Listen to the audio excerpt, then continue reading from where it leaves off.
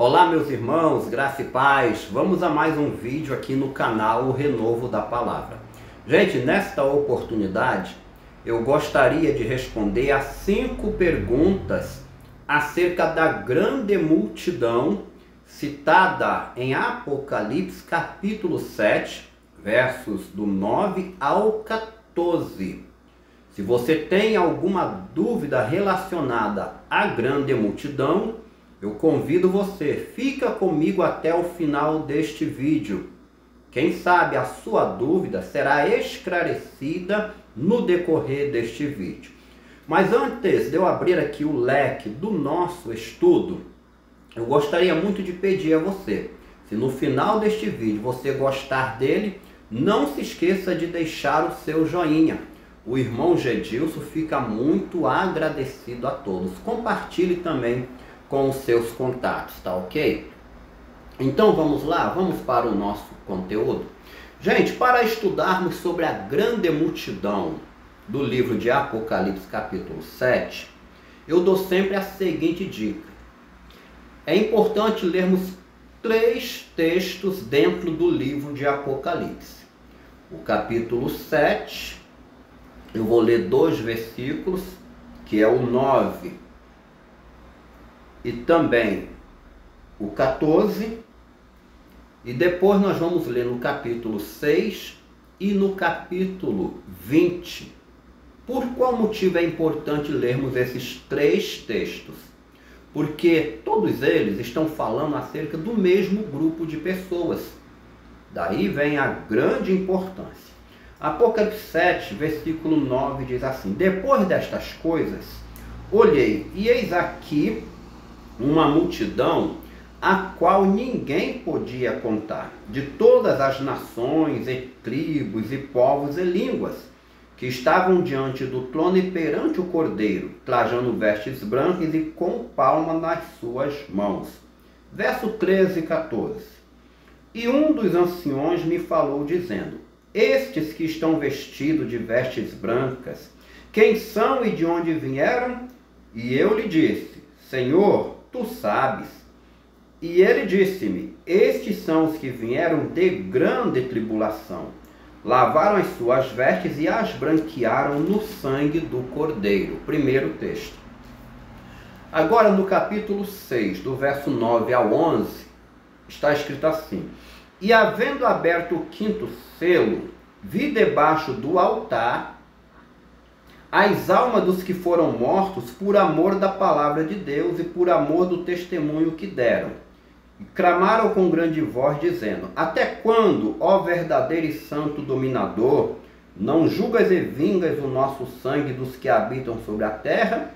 E a cada um foi dado uma comprida veste branca, e foi-lhe dito que repousassem ainda um pouco de tempo, até que também se completasse o número dos seus conservos e seus irmãos, que haviam de ser mortos como eles foram. Capítulo 20 de Apocalipse, versículo 4. Está escrito assim: e vi tronos, e assentaram-se sobre eles aqueles a quem foi dado o poder de julgar. E vi as almas dos que foram degolados pelo testemunho de Jesus e pela palavra de Deus, e que não adoraram a besta nem a sua imagem, e não receberam um sinal na testa nem na mão, e viveram e reinaram com Cristo durante 1000 anos. Os 3 textos estão falando sobre as mesmas pessoas. Daí vem a grande importância da leitura dos mesmos. Porém, dentro da escatologia sempre surgem muitas dúvidas. Isso é normal e é bom, é a sede do saber. Aí vem as perguntas. Então, nesse vídeo, conforme já anunciei, a nossa proposta é apresentarmos 5 das principais perguntas e trazemos as respostas, tá ok?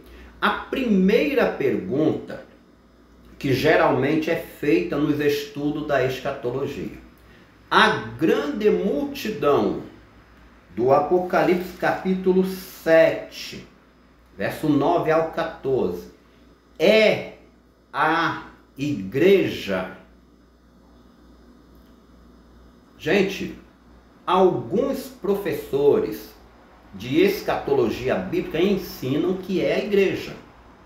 Porém, o nosso posicionamento aqui, com base na palavra de Deus, é que a grande multidão não é a igreja, não é a noiva do Cordeiro, tá ok?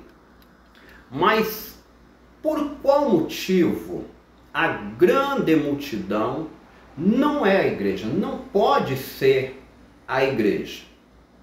É porque do capítulo 6 até o capítulo 19 do livro de Apocalipse não aparece a palavra igreja. Do capítulo 6 até o capítulo 19 do livro de Apocalipse é o trecho onde o livro trata do período escatológico conhecido como a Grande Tribulação.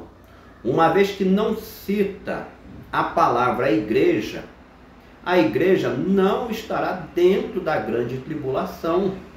Ela não faz parte, ela não tem relação com esse período, tá ok?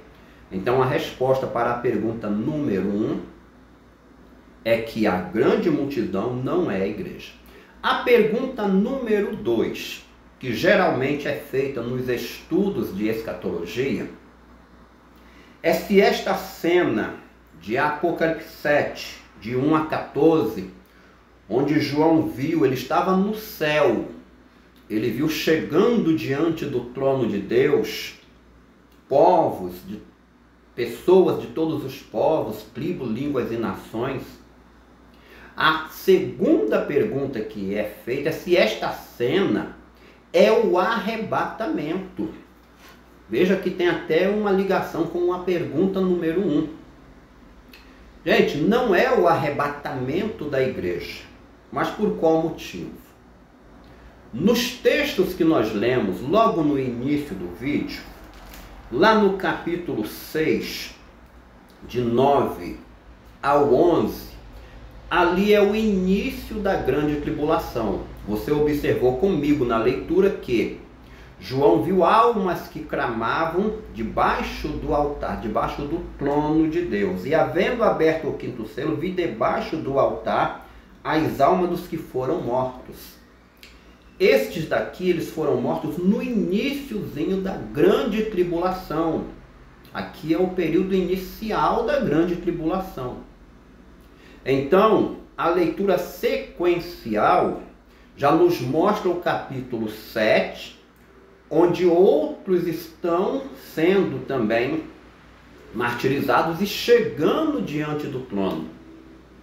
No capítulo 6 é dito para eles repousarem um pouco mais, até que se ajunte a eles os irmãos que haveriam de ser mortos conforme eles foram. E já no capítulo 20, versículo 4, que é o fim da grande tribulação, acontece a ressurreição. Mas vamos lá, a resposta da pergunta número 2. Isso não tem relação com o arrebatamento da igreja, porque essas pessoas estão chegando aos poucos. Durante todo o período tribulacional estão sendo martirizadas e chegando no céu diante do trono de Deus. De outra forma, para entendermos o arrebatamento, lá em 1 Tessalonicenses 4, do 16 ao 18, Paulo ensina a ressurreição dos mortos e a união deles com os vivos, e num só grupo, em um só momento, o encontro com o Senhor nos ares. O arrebatamento acontecerá em um momento só. Logo, a grande multidão do capítulo 7, aquela cena ali não trata acerca do arrebatamento, tá ok? A pergunta de número 3. Uma vez que a grande multidão não é a igreja, então quem é a grande multidão? O verso 9 já responde esta pergunta. Depois destas coisas olhei, e eis aqui uma grande multidão, a qual ninguém podia contar, de todas as nações, e tribos, povos e línguas. Aqui é uma multidão de gentios também tem judeus. São pessoas que serão salvas durante o período tribulacional. Elas vão rejeitar a marca da besta, darão testemunho público de sua fé em Cristo e vão compor o grupo dos mártires da grande tribulação. Conforme está no versículo 14, eles vão lavarão as suas vestiduras no sangue do Cordeiro. Então, quem é a grande tribulação? É o grupo de gentios, na sua grande maioria, bem como alguns judeus, que se converterão dentro do período tribulacional.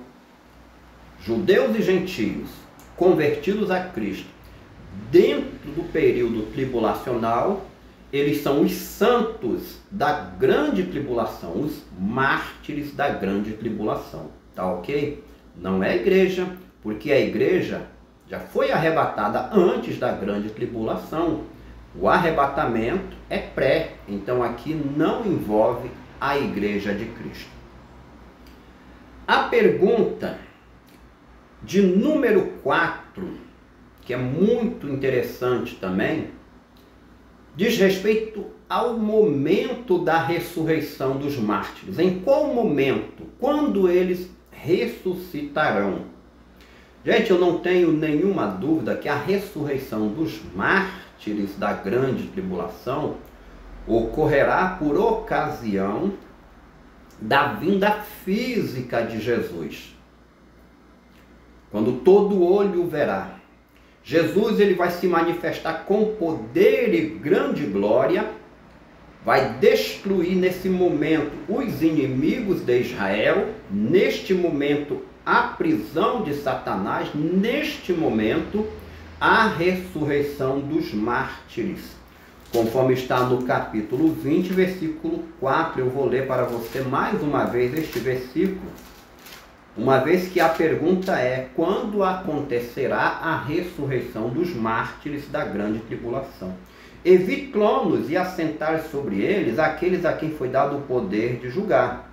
E vi as almas daqueles que foram degolados pelo testemunho de Jesus e pela palavra de Deus, e que não adoraram a besta, nem a sua imagem, e não receberam o sinal na testa e nem na mão. E viveram e reinaram com Cristo durante 1000 anos.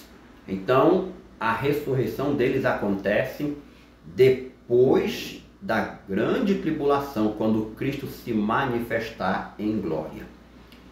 A quinta e última pergunta é a pergunta mais polêmica do nosso estudo. É a pergunta que gera mais debates entre os pastores, entre os teólogos. Os santos do Antigo Testamento fazem parte da grande multidão de Apocalipse capítulo 7? Gente, analisando todos os textos, bem como seus contextos acerca da grande tribulação, a conclusão que chegamos é que os santos do Antigo Testamento, eles não fazem parte da grande multidão citada em Apocalipse capítulo 7, do verso 9 ao 14. Por quais motivos? Pelo menos 2 motivos. O primeiro motivo é que João, no capítulo 20, versículo 4 de Apocalipse, ele não cita os santos do Antigo Testamento. Ele explica aqui: e vi as almas daqueles que foram degolados pelo testemunho de Jesus Cristo e pela palavra de Deus, e que não adoraram a besta nem a sua imagem, e não receberam o sinal na testa e nem na mão, e viveram e reinaram com Cristo por 1000 anos. A ressurreição aqui é dos mártires da grande tribulação. Os santos do Antigo Testamento, provavelmente, eles foram ressuscitados 7 anos antes, por ocasião do arrebatamento da igreja. Inclusive, para embasar o nosso argumento e finalizar também o nosso vídeo, eu gostaria de ler 2 versículos lá em Hebreus capítulo 11, versículos 39 e 40. Diz assim: e todos estes, ou seja, os santos do Antigo Testamento, tendo tido testemunho pela fé, não alcançaram a promessa, provendo Deus alguma coisa melhor a nosso respeito, para que eles, os santos do Antigo Testamento, sem nós, não fossem aperfeiçoados.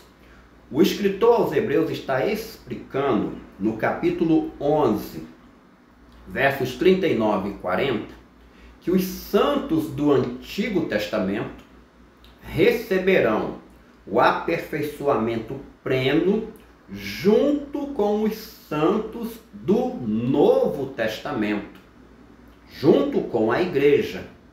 Logo, compreendemos por esses textos que a ressurreição, glorificação, transformação deles acontecerá junto com a igreja por ocasião do arrebatamento, que será pré-tribulacional.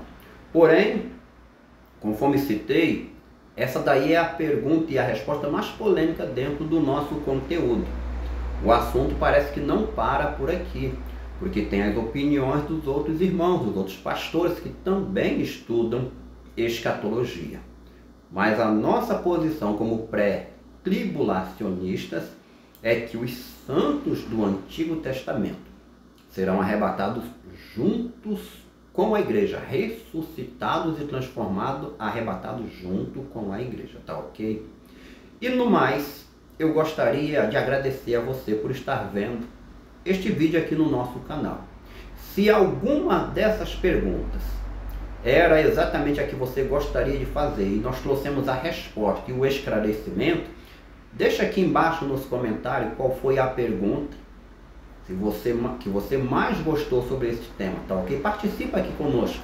O canal Renovo da Palavra é aberto ao diálogo. Vai ser um prazer interagir com você aqui. E eu quero agradecer a todos por estarem vendo mais um vídeo aqui. E muito obrigado. Até o próximo vídeo, se Deus quiser, tá ok? Maranata, ora vem, Senhor Jesus.